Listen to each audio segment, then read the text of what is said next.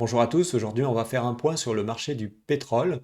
On est à mon avis aujourd'hui à la veille d'un grand cycle haussier dans le domaine du pétrole, et ceci notamment à cause des sous-investissements dans ce secteur au cours des dernières années. Mais avant de commencer, comme d'habitude, un petit rappel, si vous aimez mes vidéos, abonnez-vous, mettez un pouce vers le haut, faites des commentaires, ça m'aide vraiment beaucoup pour le référencement. Et par ailleurs, si vous voulez vous abonner à ma lettre d'information gratuite, n'hésitez pas, je vais mettre le lien juste en dessous de la vidéo dans la description.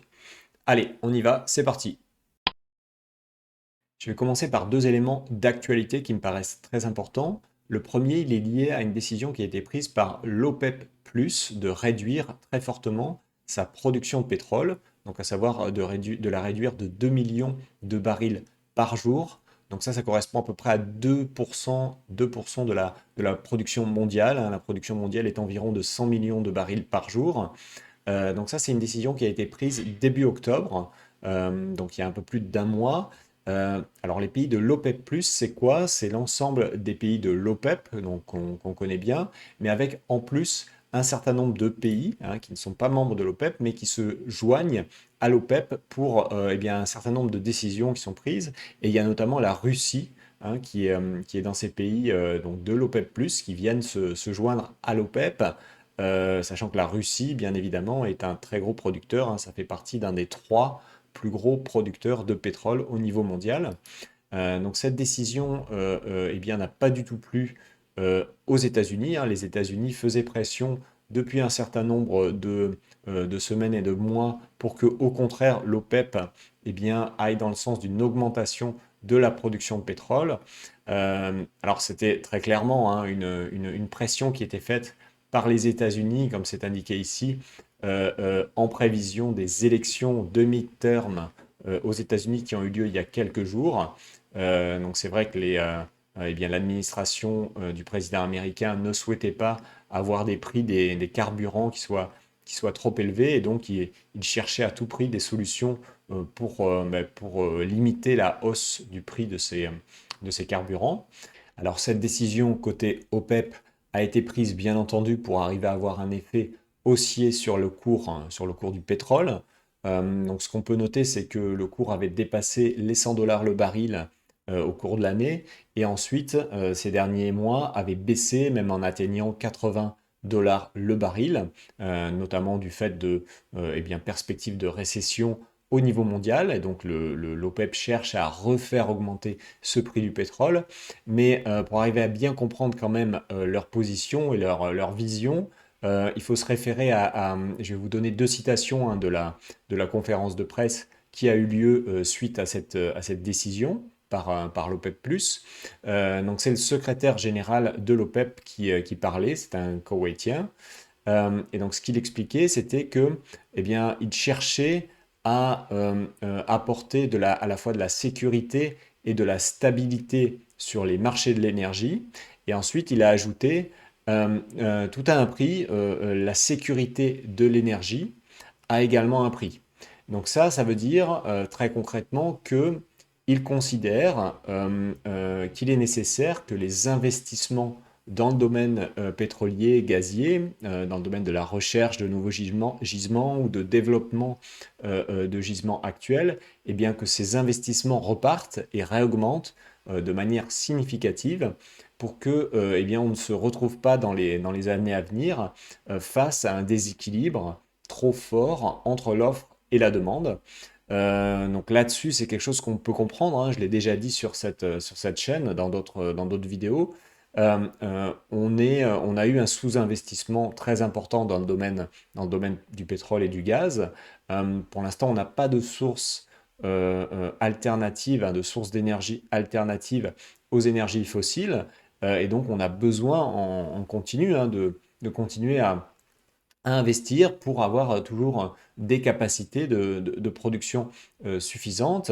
Et effectivement, je suis d'accord sur le fait que on pourrait être face à une grave crise énergétique s'il n'y a pas suffisamment d'investissement. Le deuxième élément d'actualité dont je voulais vous parler, c'est l'évolution du stock de pétrole brut dans la réserve stratégique de pétrole américaine. Donc on va le voir ici, on est sur le site de l'Agence de l'énergie américaine.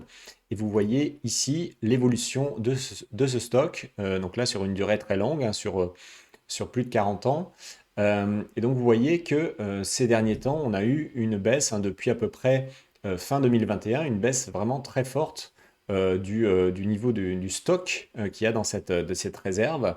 On a eu une baisse à peu près de un tiers, hein, du stock. On est passé de à peu près 600 millions de barils à 400 millions aujourd'hui.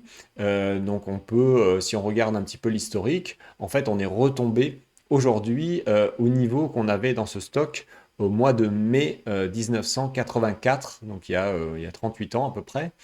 Donc on est vraiment voilà, retombé à des niveaux très bas. Donc c'est un peu surprenant. Donc très clairement, hein, la décision de faire baisser ce stock à partir de fin 2021, c'est une décision qui a été prise par l'administration américaine, eh bien, pour essayer de limiter la hausse des carburants, hein. Alors c'est vrai que c'est notamment et certainement une décision qui a été prise en prévision des élections de midterm qui ont eu lieu il n'y a pas très longtemps pour éviter qu'il y ait une hausse un peu importante des carburants. Et ça peut s'analyser un peu aussi comme une guerre à distance entre les États-Unis et les membres de l'OPEP, justement pour essayer d'avoir une influence au niveau mondial sur le prix du pétrole. D'un côté, on a les pays de l'OPEP qui, eux, eh bien, ont des compagnies souvent productrices qui sont des compagnies détenues par les États.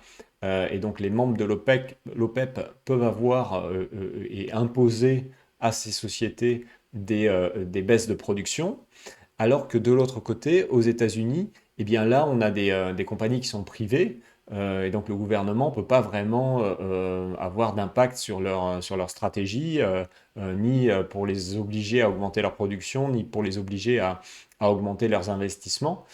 Et donc, le gouvernement américain se retourne eh bien, sur la seule option qu'il a pour essayer d'avoir un impact sur les prix, à savoir cette réserve stratégique de pétrole brut. Voilà, et donc ils ont décidé de vendre une grosse partie. Donc on va voir dans les semaines qui viennent, puisqu'on a les élections sont passées maintenant, s'ils continuent cette stratégie. Euh, c'est vrai que c'est un peu gênant du côté américain parce que normalement c'est pas un stock qui est prévu pour permettre au gouvernement d'avoir un impact sur les prix ou pour l'aider à gagner une élection. C'est un stock stratégique qui est là pour vraiment faire face aux coups durs importants quand il y a des problématiques d'approvisionnement très importantes, ou bien par exemple quand le pays doit rentrer en guerre et doit être capable de fournir suffisamment de pétrole à ses forces armées pour qu'ils réalisent leurs opérations. Voilà. Donc c'est vrai que c'est un peu surprenant, mais encore une fois, c'est la décision qui a été prise par le gouvernement parce que c'est le seul moyen qu'ils ont réellement pour avoir un impact sur le prix du pétrole. Par ailleurs, pour votre information, les Américains cherchent encore à trouver des solutions pour empêcher les pays de l'OPEP d'avoir une influence sur les prix du pétrole.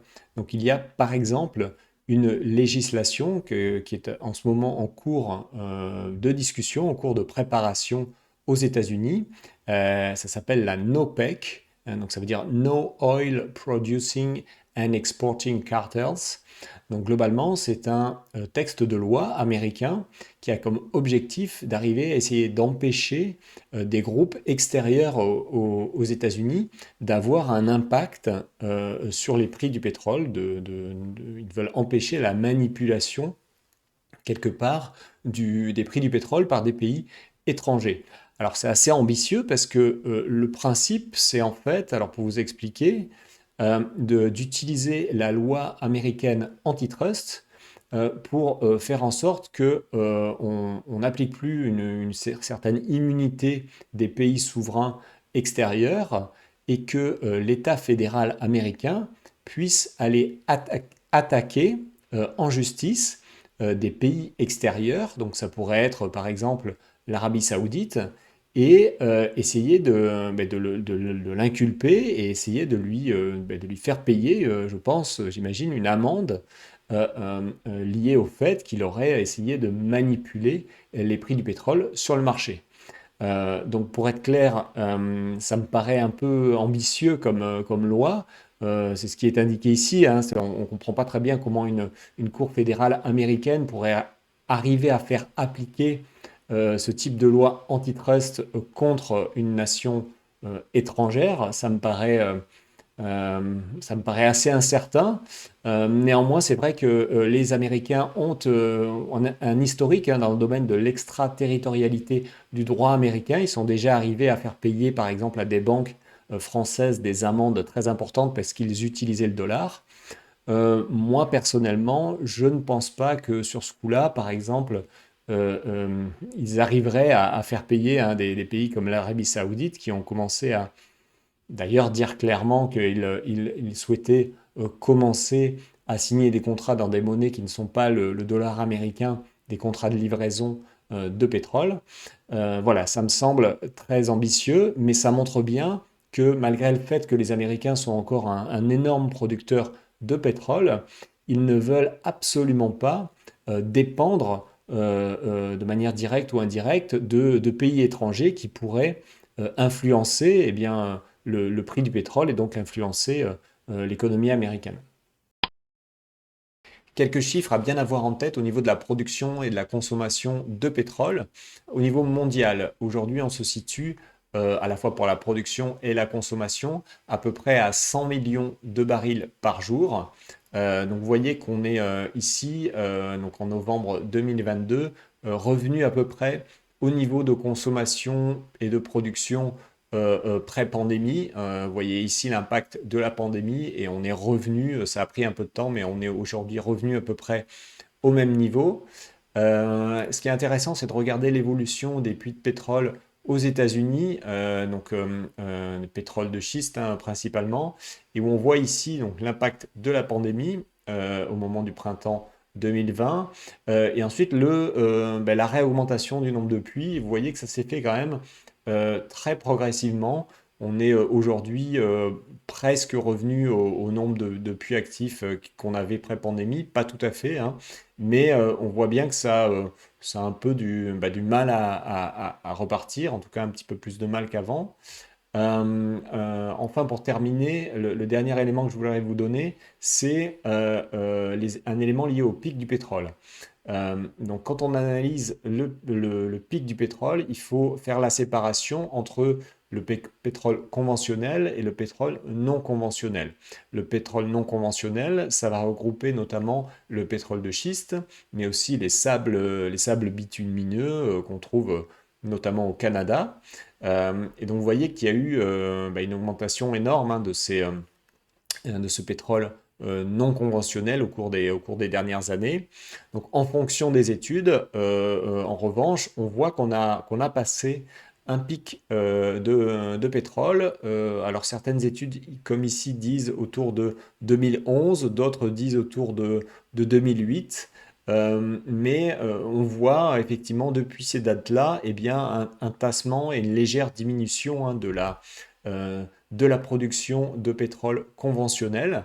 Donc ça, c'est un élément important. Ça veut dire que maintenant, eh bien, on est très fortement dépendant, de plus en plus dépendant, hein, de ce pétrole non conventionnel qui est plus cher à extraire et donc qui a besoin d'un prix du pétrole plus élevé pour pouvoir être rentable. Par exemple, au niveau du pétrole de schiste américain, eh bien, on considère que c'est au moins autour de 75, voire peut-être 80 dollars le baril, qu'effectivement les sociétés qui font de l'exploitation de pétrole de schiste peuvent être rentables. Alors la question que tout le monde se pose, c'est effectivement, est-ce que le monde va arriver à produire suffisamment de pétrole dans les années à venir? Donc pour ça, on va regarder les principaux producteurs mondiaux qui sont l'Arabie Saoudite, les États-Unis et la Russie. Chacun produisent un petit peu plus de 10 millions de barils par jour. Donc si on commence par l'Arabie Saoudite, vous voyez ici la production de pétrole brut de l'Arabie Saoudite sur une longue période, sur plus de 20 ans. Et donc ce que vous voyez, c'est qu'aujourd'hui, ils sont à quasiment au maximum eh bien, de leur production. On est autour de 10 millions de barils par jour pour l'Arabie Saoudite. Et donc, si on prend cette étude ici que j'ai trouvée de S&P Global, en réalité, eh bien, leur production vraiment maximale aujourd'hui serait à capacité pleine de 11,5 millions de barils. Donc en réalité, ils sont quasiment hein, à ce maximum de production ici quand on regarde. Et en plus, il prévoit bien entendu d'augmenter cette capacité de production et de monter jusqu'à 13 millions de barils par jour d'ici 2027. Mais il faut bien comprendre que ceci se fait uniquement s'il y a des investissements qui sont réalisés.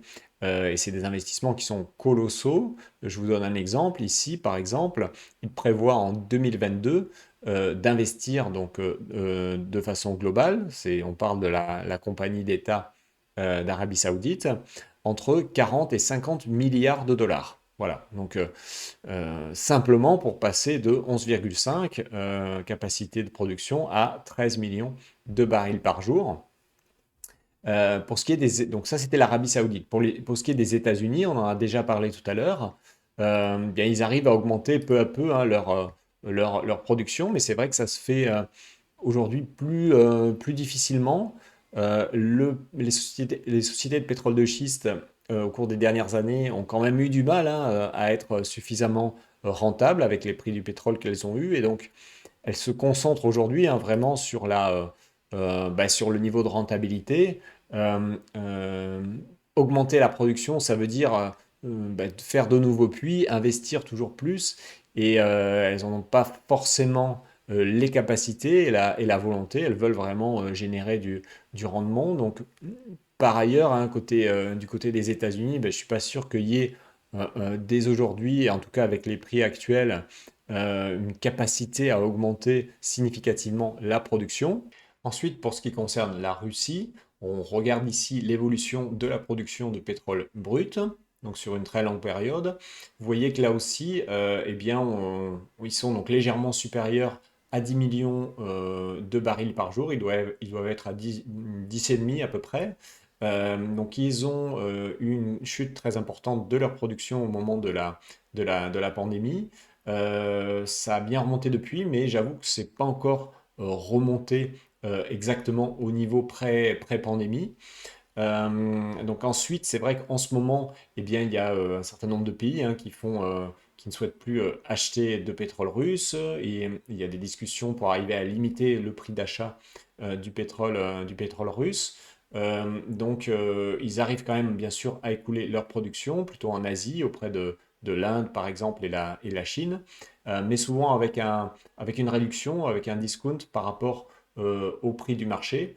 Donc ça veut dire qu'ils n'ont pas accès à des très bons prix et que eh bien, le fait qu'ils n'aient pas accès à de très bons prix ne va pas forcément stimuler non plus chez eux les investissements pour arriver à développer leur production. Donc au final, c'est en analysant les trois premiers producteurs de pétrole brut au monde, c'est vrai qu'on ne voit pas vraiment à très court terme ou à court ou moyen terme eh bien des possibilités d'arriver à augmenter de manière significative la production de pétrole brut. Regardons maintenant les prévisions pour les années à venir en termes de consommation de pétrole. On commence par les chiffres qui nous sont donnés par l'EIA, toujours l'Agence américaine de l'énergie. Et donc là, vous voyez ici, ce sont leurs prévisions jusqu'à 2050 pour les différentes sources d'énergie. Et donc celle qui nous intéresse, c'est donc celle qui est tout en haut, pétrole et other liquids.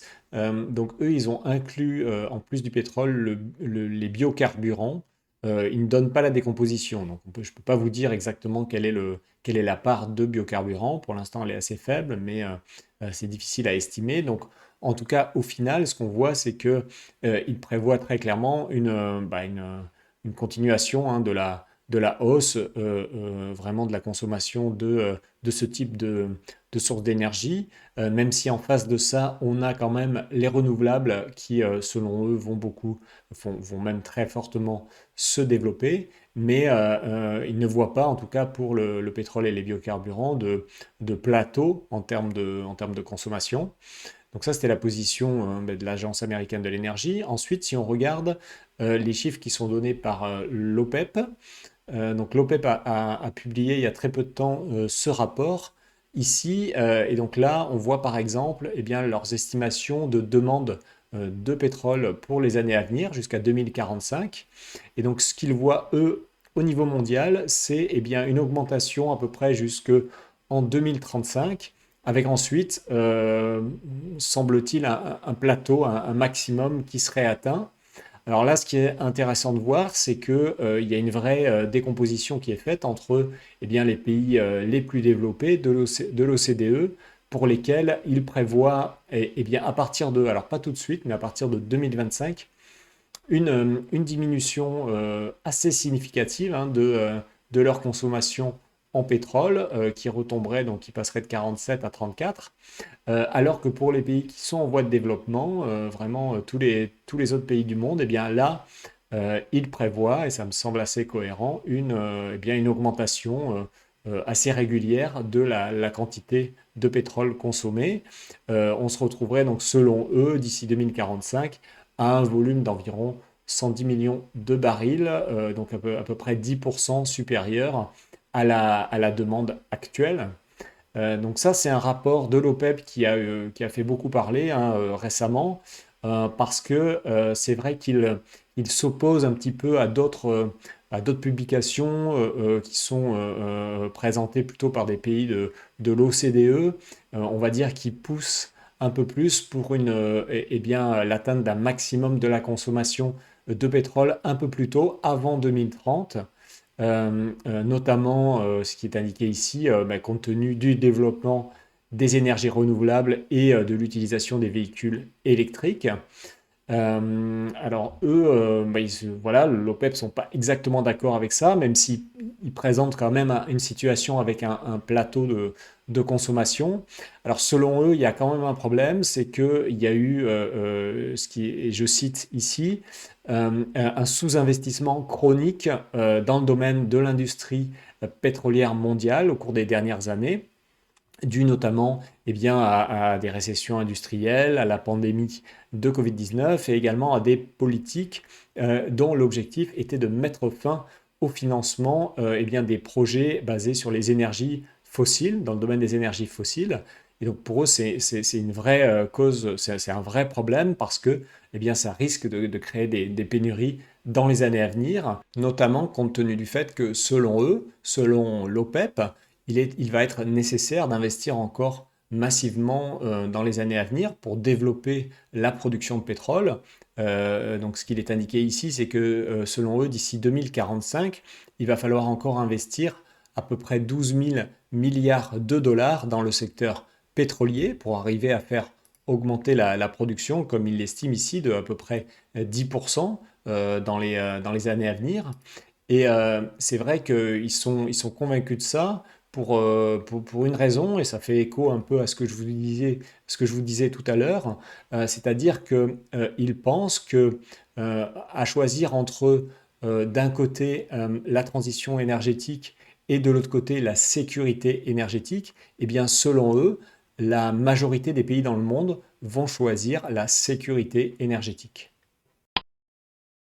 Maintenant, je voudrais vous parler plus particulièrement du pétrole de schiste américain. On a vu que, eh bien, dans un graphique précédent, que la croissance de la production de pétrole se fait désormais avec du pétrole non conventionnel et notamment et principalement le pétrole de schiste américain. Donc, je pense que c'est important de vous donner quelques éléments un peu techniques. Donc, d'abord, un élément de définition. On va parler de déplétion. La déplétion sur un gisement de pétrole ou de gaz, ça correspond eh bien, à l'épuisement progressif hein, du gisement du fait de son exploitation.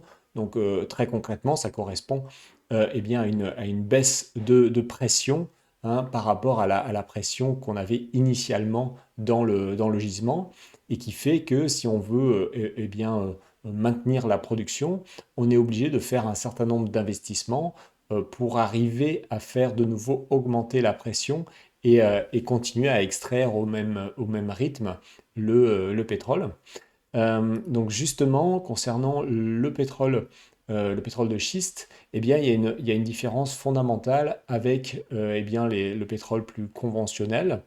Donc en fait, il y a des dernières études qui montrent que eh bien, la production d'un puits de schiste, de pétrole de schiste, va diminuer, donc si on ne fait pas d'investissement complémentaire, de 70% après 18 mois d'exploitation, alors que dans le cas eh bien, d'un puits conventionnel, dans ce cas-là, la déplétion, elle est plutôt de l'ordre de 5% par an à peu près.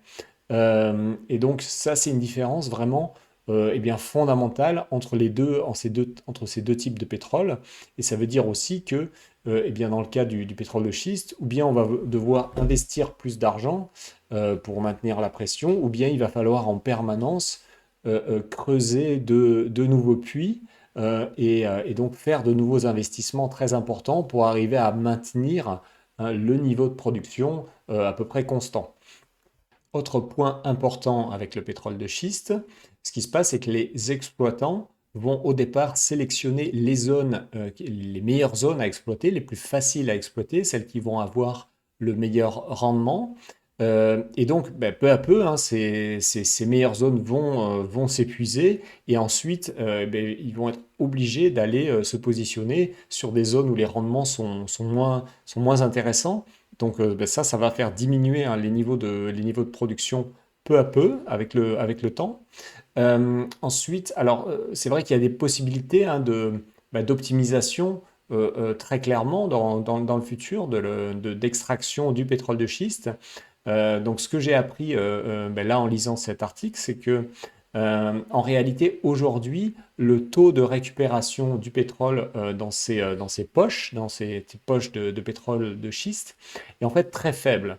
Donc aujourd'hui, il y a environ seulement, ça doit être autour de 8% du pétrole qui est présent dans un gisement, au niveau d'un forage, qui arrive à être extrait. Et donc, il y a des sociétés qui travaillent sur des nouvelles technologies pour arriver à faire augmenter ce taux de récupération. Il y a une société, là, par exemple, Occidental Petroleum, donc qui eh bien, ont annoncé récemment une nouvelle technologie pour arriver à faire augmenter ce taux de récupération à environ 10 à 14%. Donc, c'est des augmentations quand même très significatives hein, qui, euh, au final, compte tenu des volumes aujourd'hui qui sont générés en pétrole de schiste, eh bien, pourrait avoir un impact considérable sur le marché. Donc ça, voilà, c'est des possibilités d'amélioration. Après, il y a toujours le problème également du financement parce que c'est vrai que la problématique de déplétion très rapide sur ces gisements implique sans cesse de renouveler de nouveaux forages, hein, de créer de nouveaux forages, d'où un besoin à chaque fois de financement auprès des banques. Et c'est vrai que les banques, ces dernières années, comme je l'ai dit, ont pas eu de très bons rendements hein, dans le domaine du pétrole de schiste, compte tenu des prix bas du pétrole, et donc n'incitent pas, on va dire, les producteurs à eh bien, accélérer leur développement.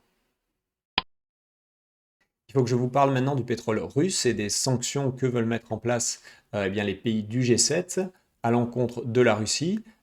L'idée, c'est de mettre en place un plafonnement du prix du pétrole russe d'ici le 5 décembre de cette année. Donc, je vais vous expliquer le principe qui est envisagé. Pour l'instant, rien n'a été arrêté. Donc l'idée, c'est un projet qui est soutenu par les États-Unis, le Japon, la Grande-Bretagne, le Canada et l'Union européenne.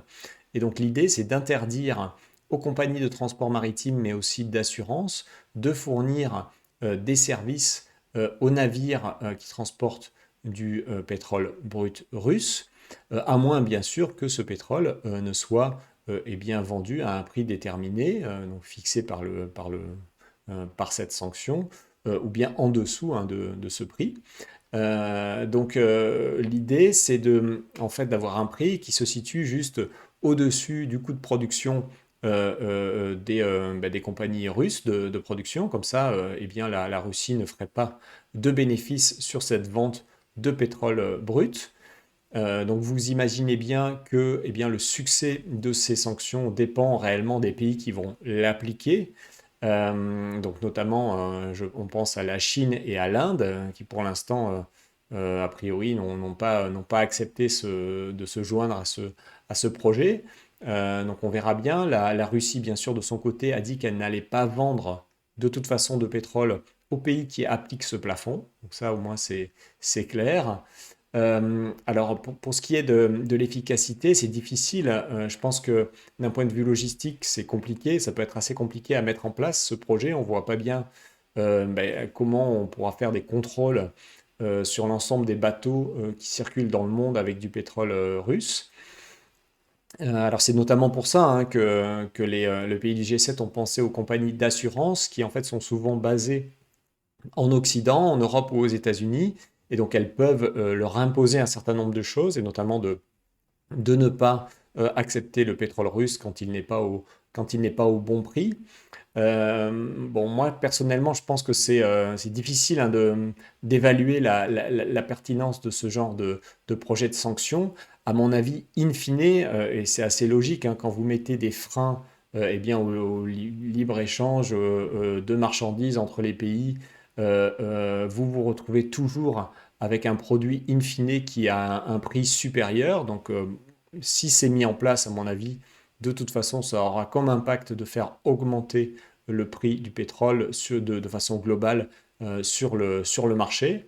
Enfin, ce qu'on peut dire, c'est que les difficultés à mettre en place ce type de sanctions démontrent que aujourd'hui, un grand nombre de pays ne peuvent pas se passer du pétrole russe. À la fois en dehors du G7, eh bien, on voit que les pays ne sont pas prêts à adhérer facilement, en tout cas, à ce type de sanctions. Et même les pays du G7 proposent de mettre en place non pas une interdiction, mais bien un système de blocage du prix, c'est-à-dire qu'il y a un certain nombre de pays eh bien, du G7, notamment en Europe, notamment l'Allemagne par exemple, qui ont besoin de continuer à recevoir eh bien, des énergies fossiles en provenance de Russie. À titre d'exemple, sur quelques pays européens, je vais vous montrer le pourcentage des importations donc de pétrole brut qui vient de Russie pour certains pays. En Allemagne, donc là on est sur l'année 2020, en Allemagne, 35% eh bien, des importations de pétrole brut étaient en provenance de Russie. Pour ce qui est des Pays-Bas, on est autour de 25%. En Belgique, on est à eh bien, 30% à peu près. Pologne, on était à plus de 70% et Finlande, on est à peu près à 85%. Donc on voit bien avec ces chiffres-là hein, que, y compris dans les pays du G7, eh bien, un grand nombre d'entre eux ne peuvent pas se passer du pétrole russe. Il faut qu'ils arrivent absolument à trouver d'une façon ou d'une autre un système dans lequel la Russie continuera à les approvisionner en pétrole. Pour terminer, je voulais vous parler de ce rapport de S&P Global qui parle justement du retard d'investissement dans le domaine du pétrole. Donc ils évoquent notamment les années 2013-2014 pendant lesquelles eh bien, il y avait eu un prix du baril supérieur à 100 dollars. Et effectivement, pendant ces années-là, il y avait eu beaucoup hein, d'autorisations qui avaient été données pour l'exploitation de nouveaux gisements. Et ce qu'on voit en 2022, c'est que c'est pas vraiment le cas, en tout cas pas au même niveau pour l'instant. Donc on va regarder tout de suite le graphique.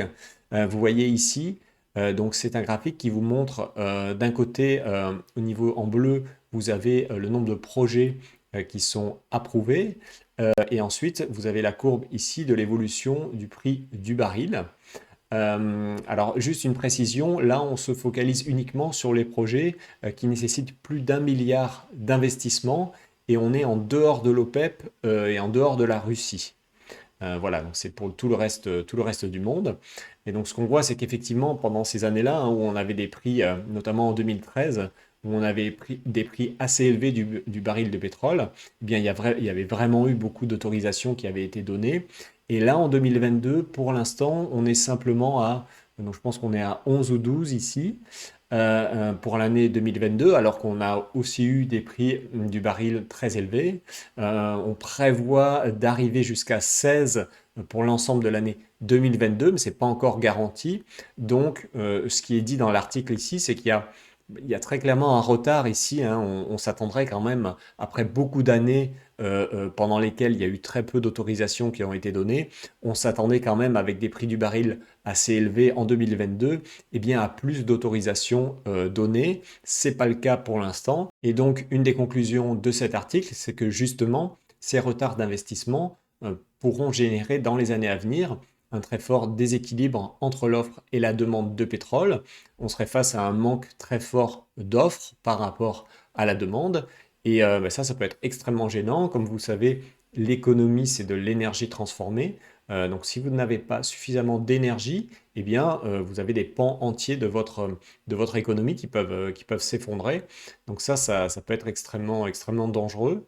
Après, il y a des raisons aussi d'espérer. Ce qui est indiqué, c'est que eh bien, il y a des capacités encore dans les années à venir à augmenter de manière significative la production de pétrole brut.